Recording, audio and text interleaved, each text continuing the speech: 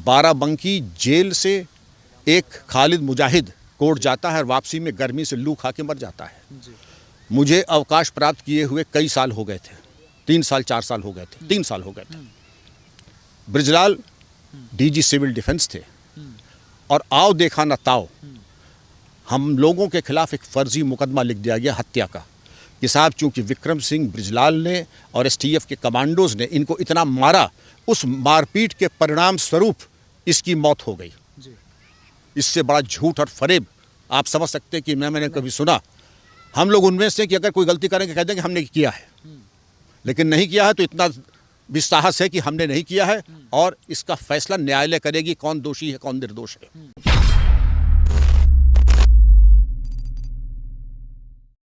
नमस्कार, आप देख रहे हैं शाइनिंग इंडिया और मैं अक्सर जितेंद्र शुक्ला।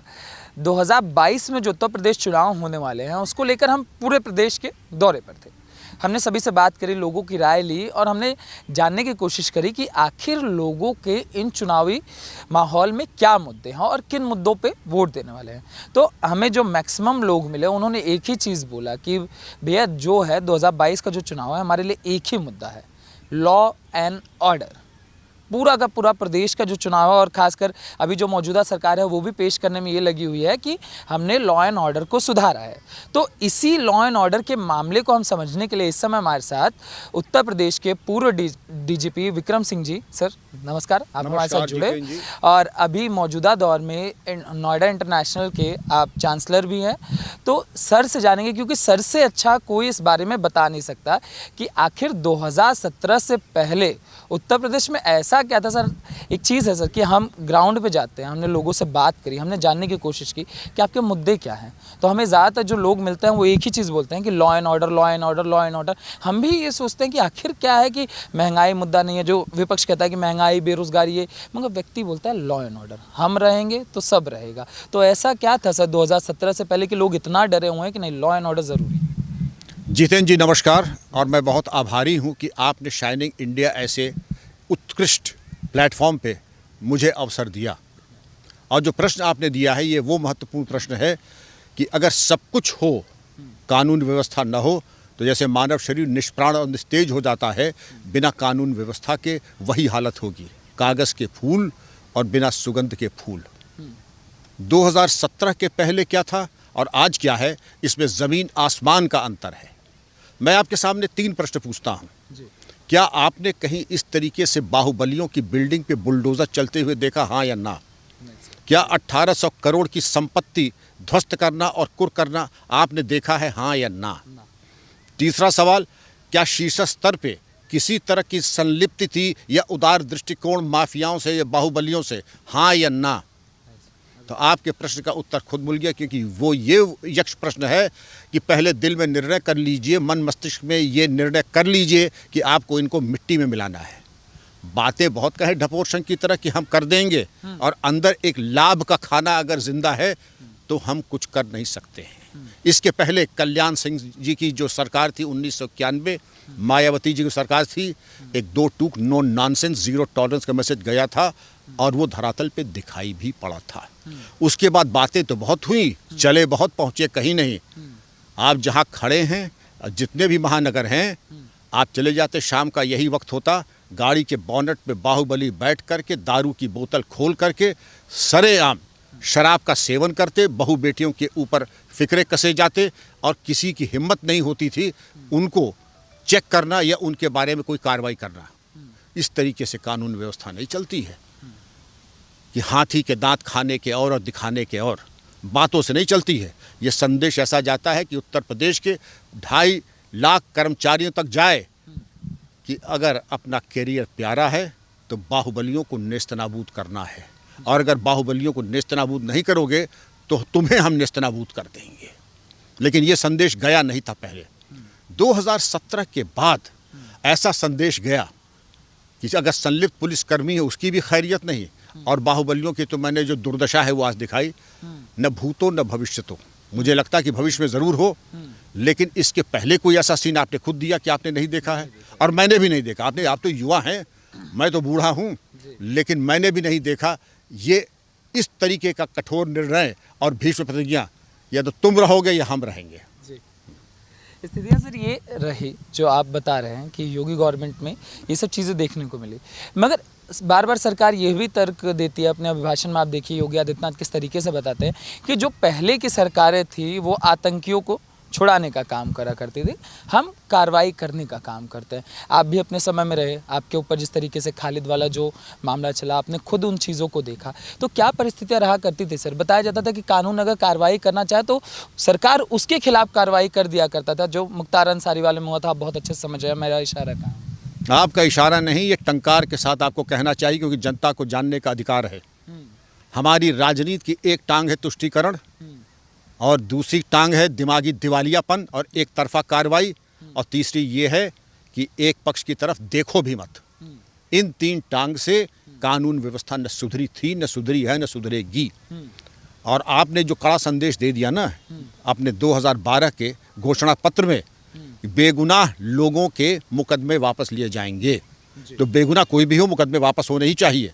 ये नहीं कि तथाकथित एक बिरादरी के तथाकथित बेगुनाह, उनके ऊपर तो सारी कृपा दृष्टि पड़ी हुई है। मैं बैरी सुग्रीव प्यारा जी, मैं बैरी सुग्रीव प्यारा, मैं समझता हूँ जो भी बेगुनाह है उसके खिलाफ, उसके संबंध में ये कार्रवाई होनी चाहिए, एक पक्षी कार्रवाई नहीं। लेकिन वाकई में अगर निर्दोष हो, अब मैं आके आपको बताता हूँ, उत्तर प्रदेश में 2007 में 3 बॉम्ब ब्लास्ट हुए थे, वर्तमान अयोध्या, तत्कालीन फैजाबाद, बनारस और लखनऊ, जिसमें 13 लोग मारे गए थे, 59 लोग घायल हुए थे गंभीर रूप से, 9 तत्कालीन फैजाबाद वर्तमान अयोध्या में और 4 बनारस में।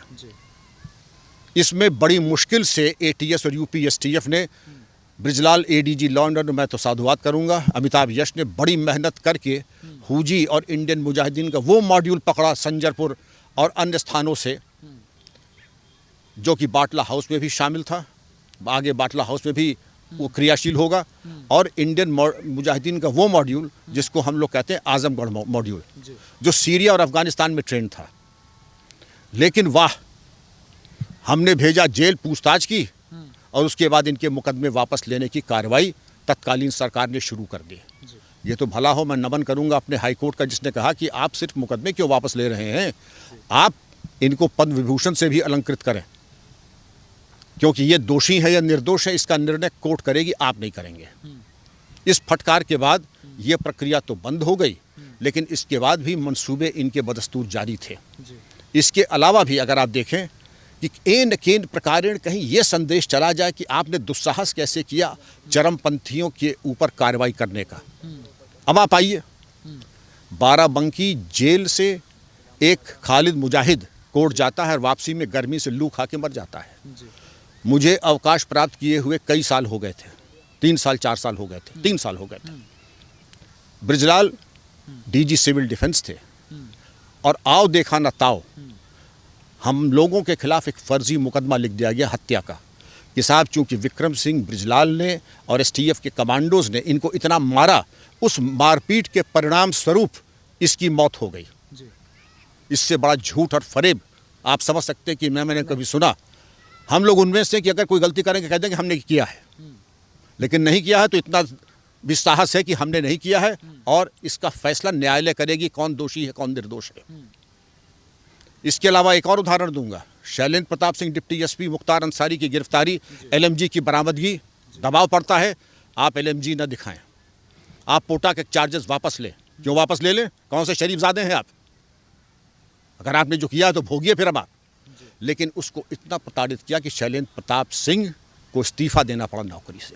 बहरहाल मैं नमन करता हूं शैलेंद्र प्रताप सिंह का, जिसने जिस बहादुरी से काम किया उसका नमन मैं ही नहीं करता, पूरा विभाग करता है। लेकिन आपको ये स्पष्ट करना होगा कि आप बाहुबलियों के खिलाफ कार्रवाई करनी है नहीं करनी है। नहीं करनी तो आप कानून में संशोधन ले आइए और ये कह दीजिए बाहुबलियों की तरफ कोई देखने का कष्ट ना करे। लेकिन अगर नहीं है तो पुलिसकर्मी जब सेवा में आता है तो संविधान के प्रति शपथ लेता है, कानून तोड़ेगा या तो तुम रहोगे हम रहेंगे, दोनों नहीं रहेंगे। और अगर किया है तो मैं इसका नमन करता हूं, मैं साधुवाद देना चाहूँगा। ये कड़ा संदेश अभी गया है, इसके पहले इस संदेश में ये बिल्कुल धूमिल हो चुका था, कहीं पे निगाहें और कहीं पे निशाना। ये तुष्टीकरण की बातें ज़्यादा दिन चलने वाली नहीं थी, जनता सब समझ रही है। मैं सरकार तो ये जो मौजूदा सरकार है और ये जो पिछली सरकार है ये तो अपने ही अलग दावे करती है सर, मगर सवाल ये भी लोग पूछते हैं कि ऐसे ही क्या परिवर्तन हुए। पुलिस प्रशासन उस समय भी वही था, आज भी वही है, मगर आज लोग अपने आप को सुरक्षित महसूस करते हैं और पहले नहीं। पहले हमें कुछ लोग बताते हैं कि पुलिस के पास जाने में भी डर लगता था कि जाएंगे तो कहीं हमारे खिलाफ ही ना कार्रवाई हो जाए। इस तरीके की सिचुएशन रहा करती। कार्य संस्कृति वो होती है, ये चीज़ ऊपर से नीचे आती है। कहते हैं ना, फौज में कहावत है, there are no bad generals, नहीं, there are no bad soldiers, there are only bad generals. सिपाही गलत नहीं होता है, जनरल गलत होता है। इसी तरीके से अगर व्यवस्था में कोई कमी है, अगर संतान नालायक है तो संतान को बाद में, पहले माँ बाप को दोष दीजिए। इसी तरीके से अगर दुर्व्यवस्था है, कानून व्यवस्था अपंग है, लचर है, ढुलमुल है, तो इसकी सीधी जिम्मेदारी शासन प्रशासन और डीजीपी की है। और क्यों है, क्या मजबूरी है आपकी? ये तो वो समाज है कि यहाँ अगर बेटा भी कहता अगर गलत है तो बेटे को ज़्यादा सज़ा बनिस्बत इसके कि सामान्य अपराधी को। यहाँ पर तो आपने एक तरीके से ये एक संदेश दे दिया, इनकी तरफ मत देखिए। एक पूर्व डीजी, एक सर्विंग डीजी, इसके अलावा 42 कमांडोज के ऊपर आपने एटीएस एसटीएफ को ये संदेश दे दिया, इधर देखने का कष्ट न कीजिएगा। अगर देखने की कष्ट किया तो हत्या का मुकदमा लिख दिया जाएगा आपके ऊपर, कैरियर ख़त्म और आप जेल में रहेंगे। आपने तो संदेश दे ही दिया, कोई कोर कसर छोड़ी। ये तो कहिए कि सैन्य पराक्रम जीवित था एसटीएफ एसटीएफ में कि दो हाथ अब हो ही जाएं, दो हाथ अब हो ही जाएं। और ये भी कहा था, इतने पे शांत न रहिए, जो ज़िंदगी में देखना था सब देख लिया। अब आप में अगर दम हो तो हजरतगंज चौराहे पे मुझे फांसी भी दे दीजिए और मैं देखता हूँ। मैं तो शहीद हो ही जाऊँगा, मेरी पत्नी शहीद की बेवा कहलाएगी और मेरी संतान शहीद की संतान कहलाएगी। हम लोग दबने वालों में से नहीं हैं, हम लोग डरने वालों से नहीं। डरने वाले होते तो बहुत पहले वीआरएस ले लिया होता। हम लोग उस लाइन के नहीं हैं। आपके मन में चोर हो सकता है कि आपने बाहुबलियों और अपराधियों को साथ दिया, हमारी कोई मजबूरी नहीं है। अंग्रेजी में कहावत है, though my head be bleeding it will be unbound. सर से खून निकलेगा लेकिन सर झुकेगा नहीं दो कौड़ी के अपराधियों के सामने। तो आपको लगता है कि पिछली सरकारें कोशिश कर रही थी कि महकमों को कमज़ोर किया जाए? इससे बड़ा कोई संदेश हो सकता है जो शैलेंद्र प्रताप सिंह के साथ जो त्रासदी हुई, जो मेरे साथ ब्रिजलाल के साथ एसटीएफ के कमांडोज के साथ ये हुआ, और इससे कड़ा संदेश क्या हो सकता है? इससे कड़ा संदेश और क्या हो सकता है? आपने स्पष्ट कह दिया, बकौल ब्रिजलाल मेरे सहकर्मी, उनके शब्द हैं, आपकी हिम्मत कैसे हुई जो आपने हमारे प्यारे आतंकवादियों की तरफ आंख उठा के देखा। सर एक कानून का आप जिक्र कर रहे थे, मैं आपका एक इंटरव्यू देख रहा था 2012 में, शायद से 2012-13 के बीच दंगा रोको इस तरीके का प्रावधान आने वाला था, उसका आप जिक्र कर रहे थे और आपने कहा कि अगर ये आ गया होता तो देश किस परिस्थिति में चला जाता। मैं चाहूँगा आप विस्तार से उसको बताइए ताकि दर्शक समझ सके कि प्रदेश में क्या चल रहा था। प्रदेश में नहीं, देश में। ये संसद में कानून का प्रारूप आया था, communal violence bill. Communal violence bill में ये कहा गया था कि अगर अल्पसंख्यक के ऊपर कोई तथाकथित अत्याचार होता है, अत्याचार किसी के ऊपर हो, अल्पसंख्यक हो बहुसंख्यक हो, अत्याचार किसी के ऊपर है, गलत है। और कानून ने इतना सामर्थ्य दिया है, और अगर आज तक 1861 तक हम अपने कानून के माध्यम से शांति कायम कर सके तो कानून को दोष न दें, अपनी मानसिकता को दोष दें। नए कानून की नहीं, इच्छा शक्ति की ज़रूरत है, क्रियाशील होने की ज़रूरत है, प्रोएक्टिव होने की ज़रूरत है। हाथ पे हाथ धर के बैठना और आँख में काला चश्मा लगा करके या पीला चश्मा सावन के अंधे को सब हरा हरा दिखे। उस वायलेंस बिल में ये था ओनस ऑफ प्रूफ, यानी जो आरोपी है वही अपनी सफाई दे। आरोपी जो है वही सफाई दे। आरोपी को पहले कार्रवाई और बाद में सफाई। तो आप तो मान के चलिए कि आपके अगर किसी ने कह दिया तो आपके ऊपर कार्रवाई पहले होगी, सफाई बाद में दीजिएगा। तो ये तमाम ऐसे पहलू थे कि ये एक विकलांग कानून लाने की कोशिश की गई। ये तो भला कानून आया नहीं। अगर आ जाता तो आज जो जहाँ जहाँ जो बहुसंख्यक हैं वो विकलांगता को उपलब्ध हो जाते और दर्जा दोयम के नागरिक हो जाते। अच्छा, ये जो मॉडल लाया गया सर, कई लोग इसको व्यंग तौर पे भी इस तरीके से बोलते हैं कि योगी जी एक मॉडल लाए, ना जेल ना बेल, सीधा प्रभु से मेल वाला, एक व्यंग्यात्मक तौर पे भी बोलते हैं। और ये जो बुलडोज़र मॉडल है, इसका लगातार विरोध होता है कि ये एक तरीके से योगी जी, जो विपक्षियों का शब्द है उनका कहना है कि गुंडागर्दी मचा रखी है, योगी जी जज हो गए हैं, अपने हिसाब से वो फैसले कर रहे हैं। तो आपको क्या लगता है ये जो बुलडोज़र मॉडल है या ठोको नीति है, जिसको विपक्ष ठोको नीति के नाम से प्रचलित कर रहा है, आप कैसे देखते हैं सर? जितेंद्र जी, आप कातर जनता से पूछिए, उसके हमारे आपके कहने से नहीं। कातर जनता अगर पुष्प वर्षा कर रही है योगी जी के ऊपर, पुलिस के ऊपर, तो ज़रूर पुलिस ने योगी जी ने बहुत अच्छे काम किए होंगे। और ये कह देना ठोक दो और ये कह देना कि गाड़ी पलट जाएगी, ये कह देना बुलडोजर चल गया, आपको किस बात की तकलीफ है? कहीं ऐसा तो नहीं कि आपका भी हिस्सा उसमें लग रहा है जो लूट खसोट का माल है? माल मुफ्त दिले बेरहम, ज़रूर हिस्सा लग रहा होगा जो आपको इतनी पीड़ा हो रही है। रही कानून की बात, जैसे होंगे देवता वैसा होगा पूजन। आप शालीनता से समझेंगे तो शालीनता से बात की जाएगी, वरना जिस भाषा को आप समझते हैं उसी भाषा में पुलिसकर्मी और शासन प्रशासन वर्तमान उसी भाषा में बात करता है। यहाँ शास्त्रार्थ नहीं होगा, यहाँ वो होगा जो आपकी समझ में आ जाए। इसलिए बेहतर ये है कि बोलने की नौबत ना आए, होशियार को इशारा काफ़ी है। समझ जाइए कि आपका भविष्य निहायत अंधकार में मुझे दिख रहा है, क्योंकि अब अगर आपने लक्ष्मण रेखा पार करने का दुस्साहस किया, मुझे साफ दिखाई पड़ रहा है आपका भविष्य, उसके बाद योगी जी की भविष्यवाणी मूर्ति रूप लेने वाली है। तो आपको लगता है जो भाषा योगी जी की अच्छी शैली है भाषा की? निसंदेह ये भाषा मैंने 36 साल प्रयोग की है, लेकिन आप कह सकते हैं आप तो पुलिस अधिकारी, आपको बोलना चाहिए, राजनेता को नहीं। भय बिन होए न प्रीत, भय बिन होए न प्रीत। और रामचरितमानस में भी सुंदरकांड के अंतिम सोपान में आप आ जाएं, उसमें भी दिया है कि भय बिन होए न प्रीत। मैं चौपाई तो नहीं कहूँगा, लेकिन जो जिस भाषा को शठे साठे है, साम दाम दंड भेद, हम तो चाहते हैं कि आपसे बात, जैसे एक जूडो की एक कहावत है, कोई मुझसे युद्ध करना चाहे मैं कहूँगा मैं युद्ध नहीं करना चाहता हूँ। कोई मुझसे युद्ध करना चाहे मैं यही कहूँगा, इसकी एक ड्रिल भी है, मैं युद्ध नहीं करना चाहता। लेकिन अगर युद्ध करने का आपने दुस्साहस किया तो मैं शेर की भी हत्या कर देता हूँ। ये मान के चलिए मैं अहिंसावादी हूँ, लेकिन एक गाल की तरफ देख के अगर दूसरे गाल की तरफ आपने नज़र उठाई तो जैसे आप मान लीजिए बकरा टंगा होता है या कीमा बनाया जाता है, वो हरकत कर दी जाएगी आपके साथ। तो ये जो परिस्थितियाँ रही, आपको लगता है कि अब लॉ एंड ऑर्डर बेहतर है पहले के मुकाबले, ये सारी चीज़ें?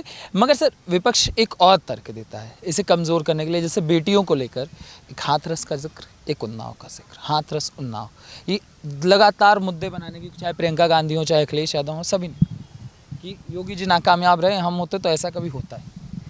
मैं ये कहूँगा कि जो हाथरस हुआ बिल्कुल गलत हुआ, मैं उसकी भर्त्सना करता हूँ, निंदा करता हूँ। उन्नाव में जो हुआ उससे भी ज़्यादा शर्मनाक और गलत था, गैर कानून कार्रवाई, और जिस तरीके से कुलदीप सिंह सेंगर की तरफदारी शासन प्रशासन ने की, निंदनीय, दंडनीय और बहुत ही कुंसित एक कृत्य था। लेकिन पूरे प्रदेश में 25 करोड़ के अगर 2 व्यक्ति हुए, ये एक अगर उत्तर प्रदेश अगर एक देश होता तो विश्व का 5वां सबसे बड़ा राष्ट्र होता। केवल 2, अंग्रेजी में कहावत है, एक्सेप्शंस प्रूव द रूल, अपवाद साबित करते हैं कि जो सिद्धांत है, इसके अलावा कोई तीसरा हो तो बता दीजिए। 2 अपवाद 25 करोड़ की, ये गलत हैं, गलत थे, और मैं इसे पुलिस के नेतृत्व को दोषी देता हूं। इतना नैतिक साहस आप में होना चाहिए था। कुलदीप सिंह सेंगर को पहली बार में भी उनको हवालात भेज देना चाहिए था, उसमें हाईकोर्ट की जरूरत नहीं थी। हाथरस में जो कार्रवाई हुई, पूरी निर्भया गाइडलाइंस जो सुप्रीम कोर्ट की थी उसको तार तार किया गया। कम से कम इतना तो था कि पूरा थाना सस्पेंड हो जाना चाहिए था। कई चैनल पे मैंने इसकी बहुत निंदा की है, लेकिन बिना दंड के राज्याधिकार नहीं चलता है। दंड चाहे पुलिसकर्मियों को हो, दोषी हो चाहे अपराधी हो, लेकिन अंततोगत्वा आपने वही किया जो मैं डे 1 से कह रहा था। इस वक्त अपनी दूरी कुलदीप सेंगर और आप विपक्ष से कर लीजिए। हाथरस में जिनसे जो आरोपी, अपनी दूरी कर लीजिए, और किसी भी आरोपी के साथ नज़दीकियां शोभा नहीं देती हैं, कम से कम पुलिस विभाग को तो बिल्कुल नहीं देती हैं, और राजनेताओं को भी नहीं देती हैं। अगर हम चाहें कोई ऐसा किस्सा हो जो आपने अपने समय में देखा हो, खासकर शासन प्रशासन को लेकर किस कमज़ोरी को पुलिस महकमे ने उस समय सहा था, तो आप ऐसा कुछ बताएं चाहें? मैं कितने उदाहरण आपको दे सकता हूँ कि पुलिस कर्मियों का मनोबल गिराने के लिए क्या नहीं किया गया। अगर आपने दल विशेष, जाति विशेष के लोगों को सब महत्वपूर्ण पदों पर रख दिया है, इसके अलावा अगर आप देखें कि किस तरीके की घटनाक्रम थे, किस प्रकार के अपराधियों के प्रति उदार दृष्टिकोण अपनाया गया, किसके केस मुकदमे वापस लेने की कार्रवाई की गई, इसके अलावा किसके केस हल्के किए गए, तो संदेश बिल्कुल साफ था। वो चीज़ें नहीं होनी चाहिए थी। कानून के सामने सब बराबर हैं, किसने त्रुटि की है उसके खिलाफ कार्रवाई हो नियमानुसार, और जो कानून को मानते हैं उनका सम्मान होना चाहिए, उनकी सुरक्षा होनी चाहिए। लेकिन उदाहरण अगर आप जानना चाहें तो कितने उदाहरण मैं दे सकता हूँ आपको, एक नहीं सैकड़ों हैं। अब आप ये बताइए किस तरह का उदाहरण आप सुनना चाहते हैं। अभी जो विकास दुबे का मामला रहा उसको लेकर भी सवालिया निशान खड़ा था शासन। उनसे पूछिए कि विकास दुबे से क्या आपका हिस्सा लगा था? चौथ लेते थे विकास दुबे से, ये हिस्सा आता था। विकास दुबे की मौत जब हुई है तो उससे मजिस्ट्रेट इंक्वायरी भी हुई है, उसके ऊपर एक कमीशन भी बैठा है। जस्टिस चौहान सुप्रीम कोर्ट के, आपको विश्वास नहीं हमारी न्यायपालिका पे? केएल गुप्ता कमीशन ने, आप सिर्फ अपनी जो है राग अलाप रहे सारंगी लेकर के, आप चाहते हैं कि जो आप चाहते हैं वही होना चाहिए। ये कौन सी मानसिक दरिद्रता है? ये मानसिक आतंकवाद है। ये नियो लिबरल मैं इनको कहता हूँ, लुटियंस मीडिया कहता हूँ। आपकी नहीं चलेगी, अब वो चलेगी जो सत्य है। एक बार बार जिक्र होता है सर संगठित अपराध का, क्या वो संगठित अपराध 2017 के बाद रुका या उसमें कमी आई? पहले समझ लीजिए संगठित अपराध क्या होता है। संगठित अपराध होता है जिसमें एक माफिया धनबल, बाहुबल, राजनीतिक बल के माध्यम से अपने आपराधिक साम्राज्य का संचालन करता है और लाभ से, भय से और राजनीति से अथवा तीनों से लोगों को भयाक्रांत करके, चाहे शोषण हो, चाहे धन वसूली हो, जबरन कब्जे हो, राजनीति में हो, बूथ कैप्चरिंग हो, ये सब करता है। वर्तमान समय में, पहले तो खैर बहुत शिकायत आती है बूथ कैप्चरिंग हो गई, पहले बहुत शिकायत आती है कि साहब किसी ने 2 करोड़ का प्लॉट लिया तो आ जाते थे भाई जी कि साहब कुछ हमको भी मिठाई खिला दीजिए। किसी ने अगर मर्सिडीज़ ली या जैगवार लिया तो मिठाई खाने भाई लोग आ जाते थे। आप बता दीजिए, अब किसी की सुना हो आपने कभी? हमने तो नहीं सुना इधर कई साल से, 5 साल से तो मैंने नहीं सुना है। और नहीं सुना का कारण ये है कि अगर आपको अच्छे बुरे की जानकारी है, आपने किया और आप गए, जो आपने कहा था, ठोक दिए जाओगे तो क्या बुराई है? इससे अच्छा कि एक शरीफ आदमी ठोका जाए, बदमाशों के हाथे, बदमाश कानून के दायरे में रहते हुए ठोक दिया जाए तो उसमें क्या बुराई है? मगर इसको भी जैसे आपने कहा, एक नारा सर हमने सुना था, हम गए थे टावर तरफ तो हमको लोग बताते थे कि समाजवाद का नारा है, खाली प्लॉट हमारा है, इस तरीके के नारे चला करते थे समाजवादी सरकार में। तो आपने अपने शासनकाल में क्या देखा सर, ये प्लॉट कब्जाने वाला जो सिलसिला बोला जाता है? प्लॉट में होता है जैसे एनआरआई हैं, जैसे लोग हैं, लखनऊ इलाहाबाद में प्लॉट है, और मैं रियल लाइफ बताता हूँ, और मुंबई चले गए, दुबई चले गए, इंग्लैंड चले गए, मालूम पड़ा बोर्ड लग गया, वहाँ पे भजन कीर्तन शुरू हो गया, और मालूम पड़ा रातों रात झोपड़ी बन गई, वहाँ खिचड़ी पकने लगी, और 100 लोग आकर के वहाँ कहेंगे हम तो यहाँ पर रह रहे हैं, आधार कार्ड ये हमारा पता है, सब हो गया। या 2 लोगों ने मिल करके कोर्ट में मुकदमा कर दिया, मान लीजिए मैं हूँ और जितेंद्र जी है, और प्लॉट है मान लीजिए राम सिंह का, राम सिंह को मालूम है जितेंद्र जी और विक्रम ने मिल करके मुकदमा किया, जितेंद्र जीत गया मुकदमा, उन्होंने कब्जा ले लिया, उनको पता भी नहीं है। इसको कहते हैं कल्यूसिव लिटिगेशन। ये सब मिली भगत टोटल ऐसे ही होती थी, महंगे प्लॉट, महंगे मकान, महंगी ज़मीनें, इस तरीके की संपत्ति, या कुछ नहीं तो सीधे एक फ़ोन, जिसको कहते हैं जबरन धन वसूलना, एक्सटॉर्शन, कि आपका एक प्लॉट है, हम चाहते हैं कि कुछ हमारा बेटा भी कुछ 2 पैसे कमा ले, आपका आशीर्वाद चाहिए। उनका बिल्कुल ठीक है, बताइए क्या करना है। उनका साहब हम कुछ नजराना भेज रहे हैं, नजराना क्यों भेज रहे हैं? उनका वो प्लॉट चाहिए था, हम 50 लाख रुपए भेज रहे हैं आपको, रियल लाइफ। उनका लेकिन प्लॉट तो 6 करोड़ का है। उनका तो सेठ 6 करोड़ तो तब मिलेंगे जब जिंदा रहोगे, 50 लाख लो, रजिस्ट्री कर दो, वरना तुम्हें मालूम मैं फलाने बोल रहा हूँ। तो ये सब हरकतें होती थी, और ये सब हरकतें जो पसंद करते हैं उनको बहुत बुरा लग रहा है, तड़प रहे हैं, क्योंकि वो कमाई और जो नाजायज़ कमाई थी, वो चोरी का माल था, अब वो तो हो गया ख़त्म। और जब चोरी का माल हो गया बंद, तो अंदर से की जो तड़पन है वो छुप नहीं रही है, अंदर की तड़पन बर्दाश्त नहीं हो रही है। और ये आखिरी मौका है उस प्यास को बुझाने का, कि अगर योगी जी नहीं आते हैं, तो इसीलिए जगह जगह हनुमान चालीसा का पाठ हो रहा है, भूत पिशाच निकट नहीं आए, योगी जी निकट नहीं आए हैं। तो लेकिन हनुमान जी जानते हैं कौन विजयी होगा, कौन पराजित होगा। हाँ नीलाभ जीवन मरण यश अभजश विधि हाथ, तो प्रभु बेहतर करें, जो जनता के लिए बेहतर हो वही विजेता रहता है। सर एक चीज़ विपक्ष और टारगेट करता है, जैसे एक कहा जाता है, उनके द्वारा कहा जाता है कि एक धर्म विशेष को लेके सरकार बहुत उतारू है, उसमें लेके आजम खां का नाम लेके, अतीक अहमद का नाम लेके, मुख्तार अंसारी का नाम लेके, आपने देखा होगा किस तरीके से भाषण चले, और उनका ऐसा कहना था अगर ये इस धर्म से नहीं होते तो आज जेल में नहीं। ऐसा कहना बिल्कुल गलत है। ये कह देना इसका मतलब कि पुलिस तो बेईमान है, आपने कह दिया।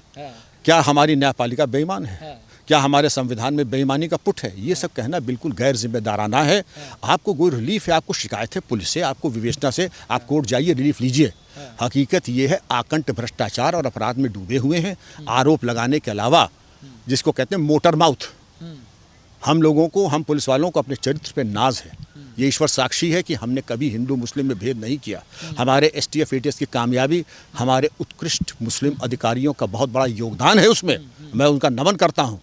लेकिन ये लोग जो हैं हमारे समाज को बांटने की कोशिश करते हैं जाति, धर्म और संप्रदाय के ऊपर। मुझे कभी किसी ने नहीं संबोधित किया ठाकुर विक्रम से। ये रिटायरमेंट के बाद लोग मुझे ठाकुर विक्रम से कहने लगे, तो मुझे वापस कि मैं एक जात का हूँ, क्यों? राजनीतिक व्यक्ति आपको जात में बांटेगा, आपको ब्राह्मण कहेगा, मुझे ठाकुर कहेगा, किसी को हिंदू, किसी को मुसलमान। ये चीज़ चलने वाली नहीं है। हम सब भारतीय हैं, हम सब संविधान को मानने वाले हैं। आपको हमसे शिकायत है, जाके कोर्ट में जाइए, और कोर्ट में प्राविधान है कि अगर मनमाने तरीके से हमने विवेचना की है तो हम जेल में चले जाएंगे। सर, आपने जाति की जिक्र करी, पुलिस महकमे में भी कहा गया एक खास जाति के लोगों को डाला गया जो उस काबिल ही नहीं थे, मगर उस काबिल उन्हें समझा गया, उन्हें रखा गया। उसको कैसे देखते हैं? जितेंद्र जी, इसको देखना क्या है, इन भर्तियों को लेकर के तमाम कमीशंस आए हैं, और स्टेट पब्लिक सर्विस कमीशन में जो भर्तियां हुई हैं उस कार्यकाल में उसकी तो सीबीआई जांच चल रही है। तो हाथ कंगन को आरसी, क्या पढ़े लिखे को फारसी, का दूध का पानी होने वाला है, वरना सीबीआई की जांच क्यों हो जाती? और वो भी मैं कांस्टेबल की भर्ती की बात नहीं कर रहा हूँ, उसकी तो जन चर्चाएं आपने सुनी होंगी, उसमें तो निलंबन आपने सुने होंगे, उसमें तो जो कार्रवाई आपने सुनी होगी। लेकिन अगर स्टेट पब्लिक सर्विस कमीशन के अंतर्गत अगर सीबीआई जांच हुई है, आप बता दें देश में कहीं और ऐसा हुआ हो? सर, लास्ट सवाल है, आखिरी सवाल है मेरा। मैं उत्तर प्रदेश में पिछले 8 महीने से घूम रहा हूँ। उत्तर प्रदेश में ऐसा क्या नहीं है, मैं बहुत प्रदेशों में घुमा हूँ, मैंने देखा है, मैंने उनके विकास को भी देखा है, मगर आप शुरू से सर रहे हैं, आपने देखा है उत्तर प्रदेश को बहुत करीब से आपने देखा है। हम एक चीज़ नहीं समझ में आती कि समझ पाते हैं सर कि उत्तर प्रदेश को क्या जानबूझ के कमज़ोर रखा गया क्या? आप महाराष्ट्र को देखिए, पंजाब को देखिए, क्या ये हमसे ज़्यादा ताकतवर थे? उत्तर प्रदेश से ज़्यादा संसाधन की कोई कमी नहीं, किसी चीज़ की कोई कमी नहीं, फिर भी उत्तर प्रदेश बीमारू राज्य, लगातार बीमारू राज्य। और अचानक से ऐसा क्या हो जाता है कि बीमारू राज्य से दूसरे नंबर पे आ जाता है उत्तर प्रदेश? क्या चीज़ें रही सर? सवाल यही दिमाग में चलता है, क्या जानबूझ के किया? गौर से सुनिए, अपने मियाँ मिट्ठू नहीं बनना चाहूँगा, लेकिन खाद्य और खनिज में जितनी संपदा उत्तर प्रदेश में उतनी ढूंढना मुश्किल है। बौद्धिक क्षमता और प्रतिभा जितनी उत्तर प्रदेश में हमारा बच्चा अमेरिका इंग्लैंड में जाके झंडे गाड़ देता है, बल्कि यहाँ तक कि जो हमसे घबराते हैं, हमको भैया कह के बाहर कर देते हैं। तीसरी चीज़, हमारी जो प्रतिभा है उसके बल पे आईटी सेक्टर चल रहा है, चाहे बेंगलुरु हो, चाहे मुंबई हो, चाहे टीसीएस हो, चाहे इन्फोसिस हो। आप सिने जगत में आ जाएं, अमिताभ बच्चन से लेकर के कितने लोग हैं जिन्होंने उत्तर प्रदेश की शान को ऊपर किया है। आप कोई भी ऐसा क्षेत्र ढूंढ लीजिए, उत्तर प्रदेश के युवकों ने, युवतियों ने, बच्चों ने सबको पीछे ढकेल दिया। लेकिन उत्तर प्रदेश में नहीं, महाराष्ट्र में, गुजरात में, कर्नाटक में, दिल्ली में, पंजाब में, दुबई में, इंग्लैंड में और अमेरिका में, तो यहाँ की जो उप संस्कृति है, यहाँ जो पर्यावरण है, कदाचित प्रतिभा के प्रति उतनी उदासीन है, जिसकी वजह से प्रतिभा खुल के सामने नहीं आती है। ये आपको देखना होगा कि प्रतिभा का प्रागट्य उत्तर प्रदेश में क्यों नहीं हो पा रहा है, ये प्रस्फुटित क्यों नहीं हो पा रहा है कि वही बच्चा बॉम्बे, मुंबई जाकर के, कर्नाटक में जाकर के, दुबई और अमेरिका में जाकर के वो करोड़ों की कंपनी खोल लेता है, और यहाँ पर 2 जून की रोटी जुटाना उसके लिए मुश्किल होता है। वही जो खाद्य पदार्थ और वही जो खनिज उत्तर प्रदेश में और कंपनी आकर के, नोएडा चले जाइए, आप बुंदेलखंड चले जाइए, आज कहाँ से कहाँ पहुँच गए।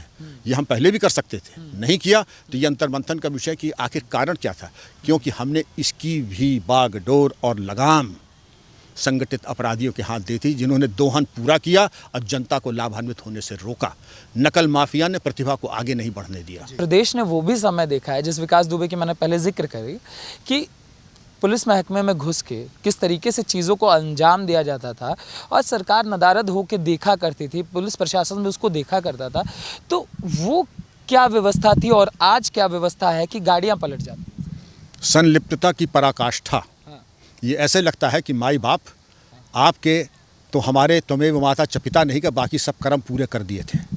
विकास दुबे ना हो गए, वो भस्मासुर हो गए जो कि थाने में घुस करके मंत्री दर्जा प्राप्त एक व्यक्ति की थाने में दिन दहाड़े हत्या की। कार्रवाई का ना होना, इससे क्या संदेश जाता है? कोई निर्वाचन हो, किसी के हाथ में अगर 10,000 वोट हो तो वो क्या वो ऐसा सामंत हो गया जिसके ऊपर कार्रवाई नहीं होगी? और जब कार्रवाई हुई तो आपने उसको जातिवाद के ऊपर ला करके उसको ला के टिका दिया। मृतक अगर ब्राह्मण था तो देवेंद्र शाह जो मृतक थे और अन्य 2 कांस्टेबल जो ब्राह्मण थे वो ब्राह्मण नहीं थे क्या? केवल अपराधी ही अगर किसी जात वर्ण का है वही उसका जो है ब्रांड एम्बेसडर होगा ब्राह्मणों का, और जो मृतक पुलिसकर्मी थे वो उनका कोई ध्येय या कोई उनका अधिकार नहीं। इंस्पेक्टर मोहन चंद शर्मा बाटलाव से मारे गए, यही हाल उनका भी हुआ। अरे साहब, फर्जी एनकाउंटर, उनको तो पुलिस वालों ने पीछे से गोली मार दिया था।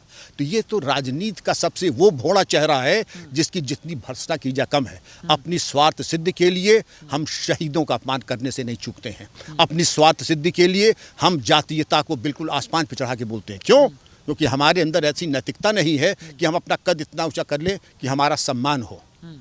इसलिए उस सम्मान के अभाव में हम जातीयता का एक बैसाखी लगाते हैं। मगर सर इसको भी तो नाम दे दिया जाता है, हमारी पत्रकारिता में कहा जाता था सोशल इंजीनियरिंग। सोशल इंजीनियरिंग के एक्सपर्ट अभी अखिलेश यादव को इसी तरीके से मौर्य ये जो जातीय समीकरण सर शुरू से बताया जाता है, एक धर्म विशेष को आप जातीय समीकरण में, और एक सिंगल है मगर एक जातियाँ है, ये जो व्यवस्थाएं पैदा करी जाती है इसको कैसे देखते हैं? ये कट कॉपी पेस्ट का ऐसा खेल है कि इसका ताना बाना बुन करके जिसकी ज़्यादा, आपने कभी पारसियों की आपने कभी भी महिमा मंडित होते नहीं देखा, जबकि हिंदुस्तान का बड़ा भाग इनकम टैक्स या प्रोडक्शन जिम्मेदारी पारसी है, क्योंकि वो एक वोट बैंक नहीं है।